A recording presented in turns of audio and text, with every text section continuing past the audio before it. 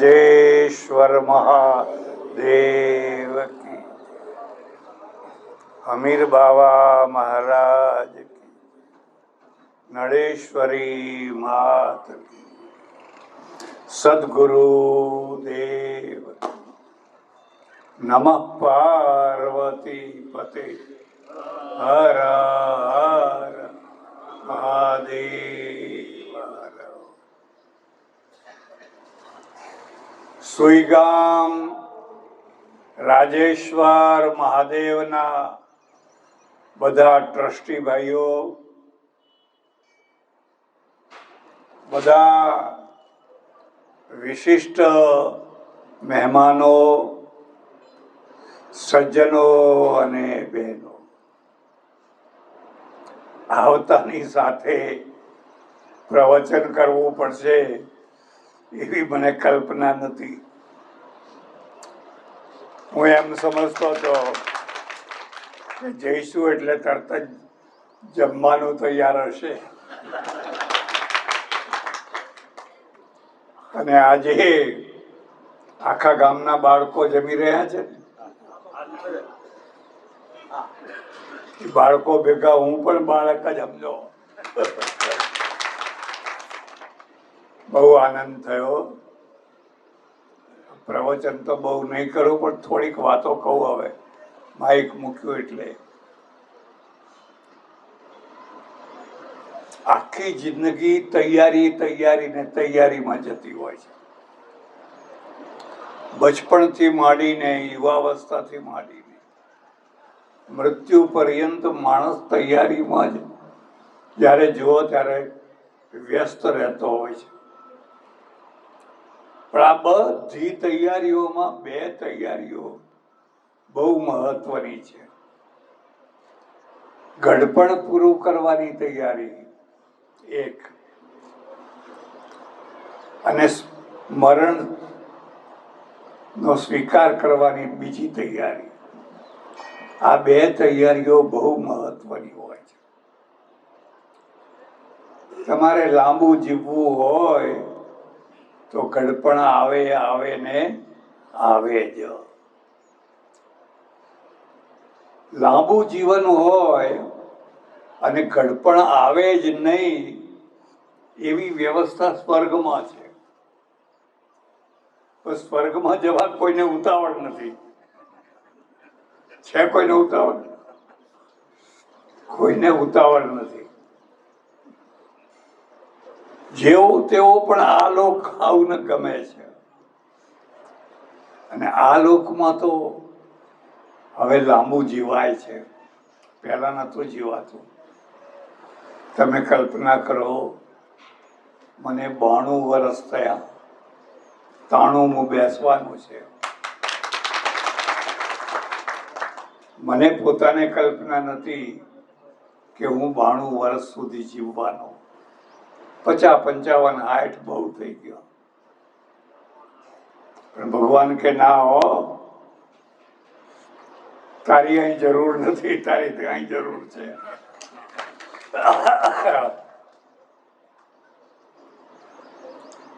પણ ઘડપણ તો આવે છે. ઘડપણ આવે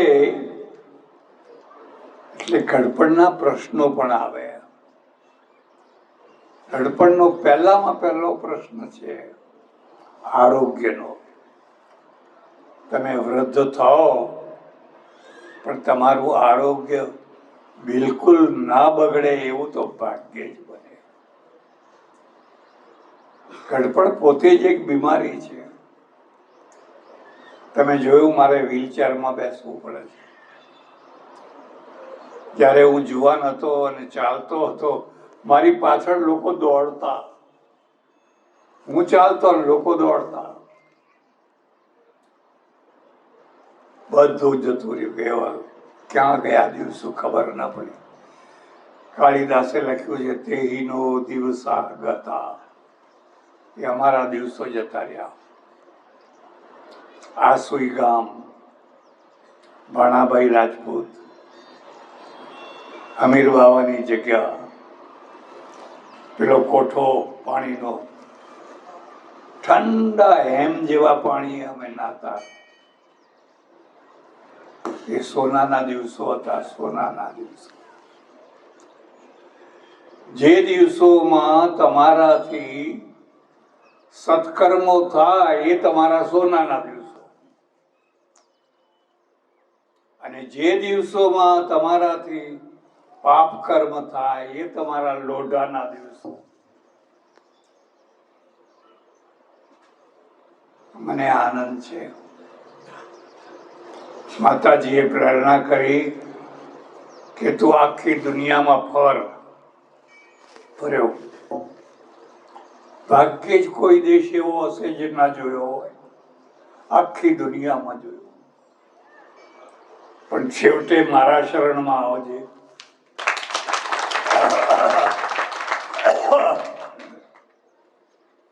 અને એટલે હું માતાજીના શરણમાં આવ્યો છું.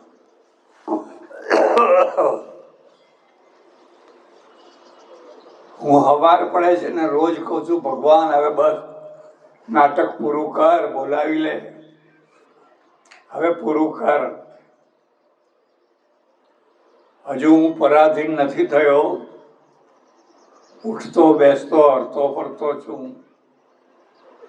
કાલે પરાધીન થઈ જાઉં, ઝાડો પેશાબ પથારીમાં થઈ જાય, ડોક્ટરો બધા નસો ચડાવે, પછી તું બોલાવે, એવું મારે નથી જોઈતું. આજકાલ એક બહુ સરસ વ્યવસ્થા નીકળી છે. જુવાન છોકરાઓને એટેક આવવા માંડ્યો છે, અને ગરડા નથી આવતો. હા, જુવાન છોકરાઓને નવાઈ લાગે, બિચારા કશી તૈયારી વિના, કલ્પના ના હોય કે આ માણસ આ દેવ થઈ જશે. ઓચિંતાનો દેવ થઈ જાય છે. અને જેને આખું ગામ પ્રાર્થના કરે છે કે ભગવાન હવે અમને ઉપાડી લે, ગામ સુખી થાય. ભગવાન કે ના રહેવા દો, હમણાં મારે એની જરૂર નથી. એટલે એક રીતે બહુ સારું ને એક રીતે નહીં સારું.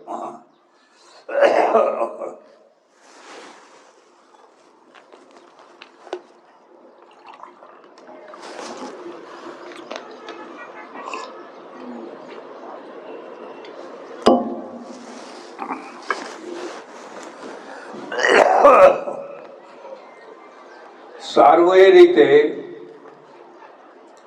કોઈને કશી સેવા ચાકરી કરવાની ગરજ નહીં. એટેક આવ્યો ને માણસ ઉપડી ગયો.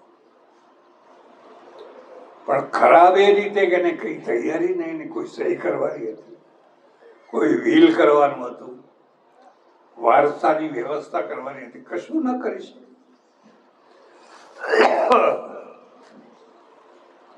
મારા ઓળખીતા એક પટેલ હતા જાંબિયામાં,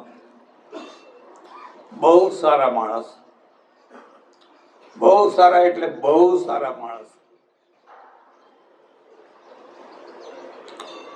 એમને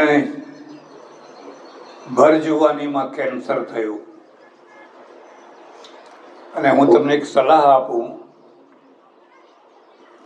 ભગવાન કોઈને કેન્સરનું દર્દ ના આપે, પણ આપ્યું હોય તો એ ડોક્ટરોના રવાડે ના ચડે.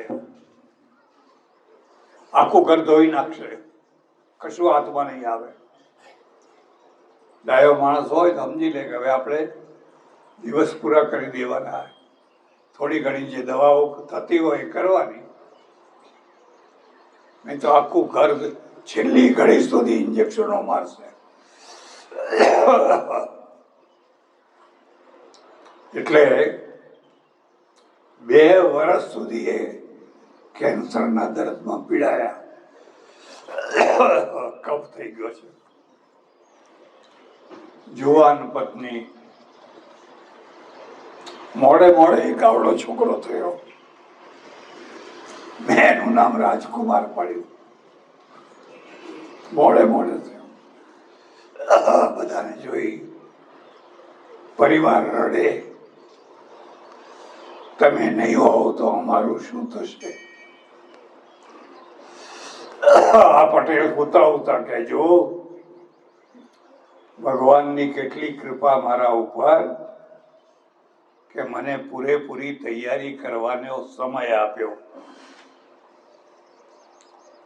હું આજે પૂરી તૈયારી કરી શકું છું. મેં બધા વીલ કર્યા છે. તમે કોઈ ચિંતા ના કરશો. આવી રીતે એને પરિવારને આશ્વાસન આપ્યું. પરિવાર એને આશ્વાસન આપે એની જગ્યાએ એને પરિવારને આશ્વાસન આપ્યું. તમારું ગડપણ હોય, તમે અંતિમ દિવસો વિતાવતા હો, રોકકડ ના કરશો, બૂમાબૂમ ના કરશો, મરી ગયો મરી ગયો, મોંઘવારી વધી ગઈ મોંઘવારી વધી ગઈ. અરે પેલા અહીં કોઈ જમીન 1000 રૂપિયા બોંટો લેવા તૈયાર નતું. આજે બોંટાના કેટલા ભાવ છે?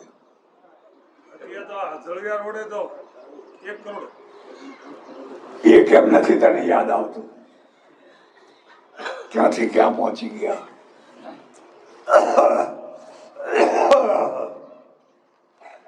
આ કફ આવે ને એટલે એમ કે હવે બસ કર.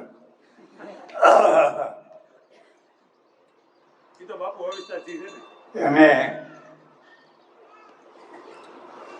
પરિવારને આશ્વાસન આપતા આપતા એને પ્રાણ છોડ્યા.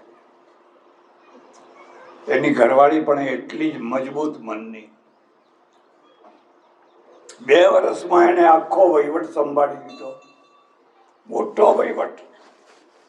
ફેક્ટરી જાંબિયામાં બધું સંભાળી લીધું.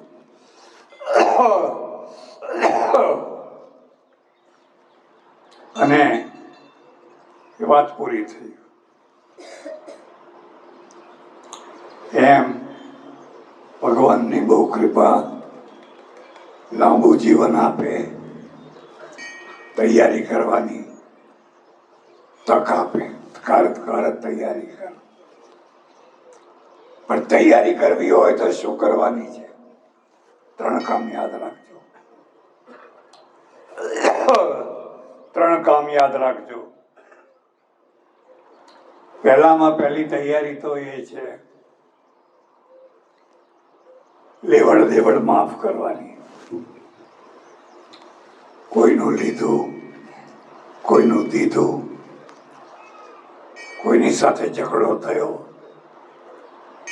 કોર્ટે ચડ્યા, કેસ લડ્યા, બસ પૂરું. હવે મીંડું મૂકી દઉં, હવે મારા મૂકી દો. બહુ વિરલા કરી શકે. મેં તો છોકરાને કહેતા જાય હાથ પેઢી સુધી ના છોડતો હો. હું મરી જાઉં હાથ પેઢી સુધી ના છોડીશ.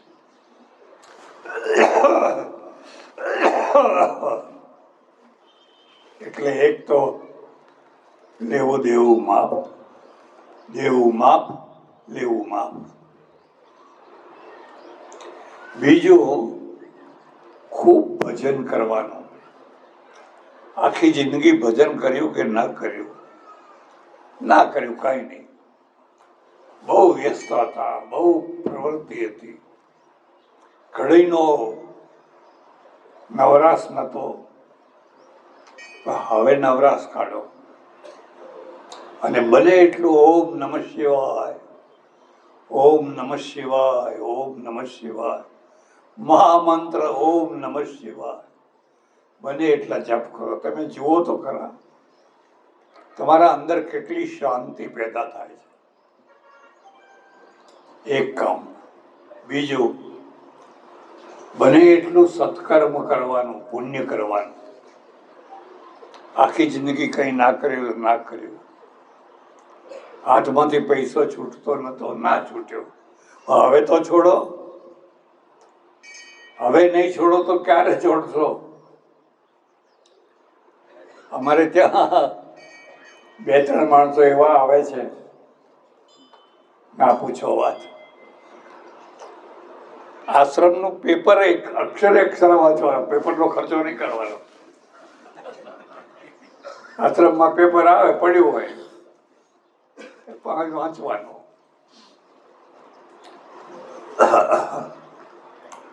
એક સજ્જન તો એવા, મારાથી કહેવાય નહીં એવા, બેઠેલા અને 4-5 માણસો આવ્યા. મેં કહ્યું ક્યાંથી આવો છો? તો કે બનાસકાંઠાથી. આવો આવો. પેલા સાંભળ્યું, પછી પેલા બેહાડ્યા. પેલા ઉઠીને મને કે હું જઉં છું. મેં કહ્યું કેમ? કે આ બનાસકાંઠાના છે ને અમારી નાતના છે, એટલે આંખ ભેગી થાય તો મારે ઘેર લઈ જવા પડે,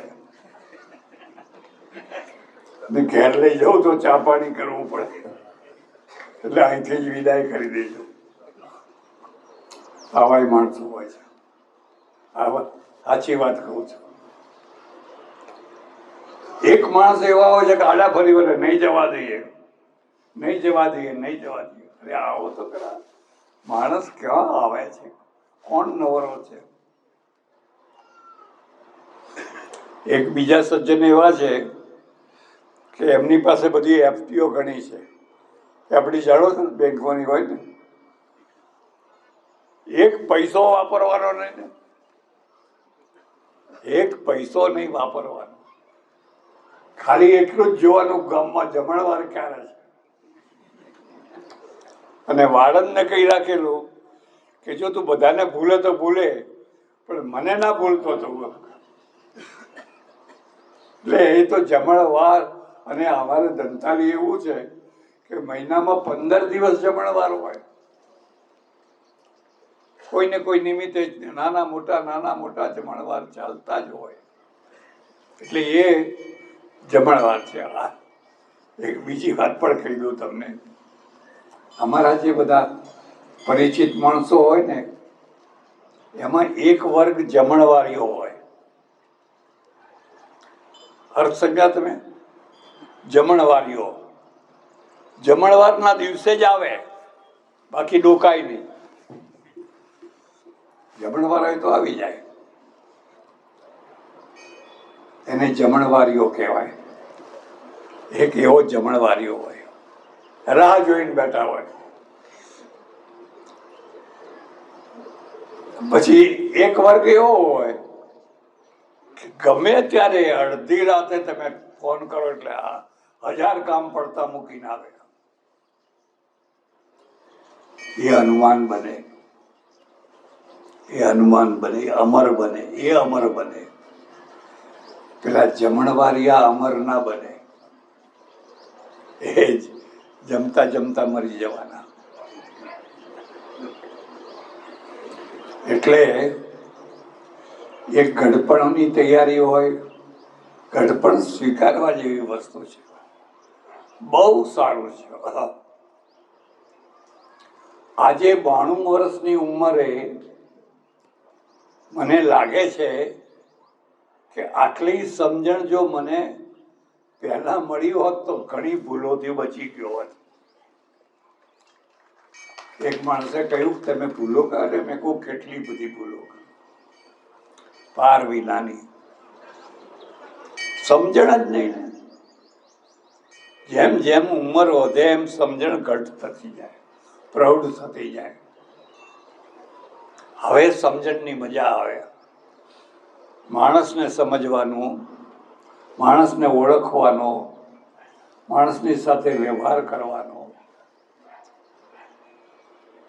સૌથી નાદાન અવસ્થા જુવાની છે, ગાંડી અવસ્થા છે.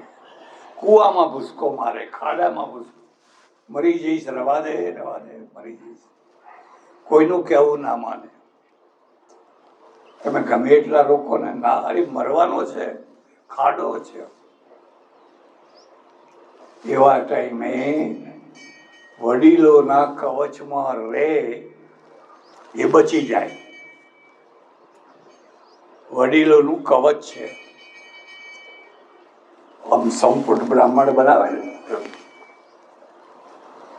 જો બેટા આ જગ્યાએ જવા જેવું નથી, આ જગ્યાએ જવા જેવું નથી, બચી જાય એની જોવાની બચી જાય, પાર પડી જાય.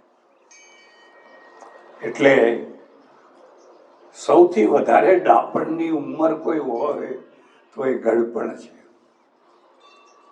ગળપણના માટે એક બીજી કહેવત છે કે સાઠે બુદ્ધિ, એવું કહે છે ને, સાઠે બુદ્ધિ નાઠી.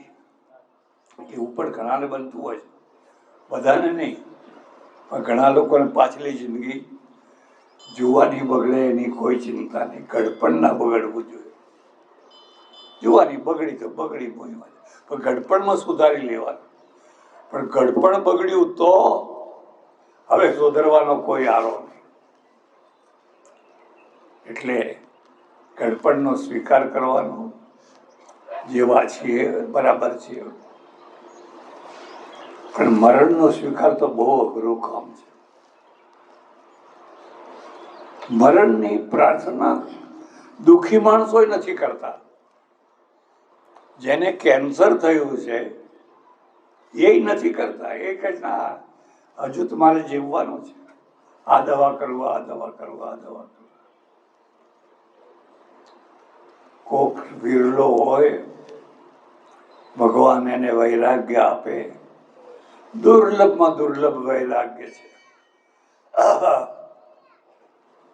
પછી પલાઠી વાળીને બેસે, આવો આવો, તૈયાર છો, જ્યારે બોલાવો ત્યારે તૈયાર છો, ઉતાવળ કરો.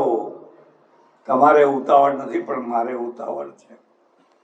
ઉતાવળ કરો, ઉતાવળ કરો, ઉતાવળ કરો. એટલે સજ્જનો, ગળપણની તૈયારી અને મરણની તૈયારી, આ બે બહુ મહત્વની તૈયારી છે. નહીં તૈયારી હોય તોય થવાનું છે. તમારી તૈયારી હોય કે ના હોય તો એ તો આવવાનું જ છે. પણ તૈયારી હોય તો આયોજન સારું થાય ને વ્યવસ્થા સારી થાય. મને કહ્યું અમારે બગી લાવવી છે. મારા કાને વાત આવી ગઈ કે આ તો લોકો બગી લાવવાના છે. મેં કહ્યું બગી તો વરરાજાની હોય. પેલા લોકો ઘોડે ચડતા ને, વરરાજા ઘોડે ચડતા, હવે બગીએ ચડે છે. અમારી બગી ના હોય. હા કે અમારે તો બગી લાવવી જ છે. મેં કહું નહીં હો, હું નહીં આવું. અમારી આવા કોઈ તૈયારી નહીં.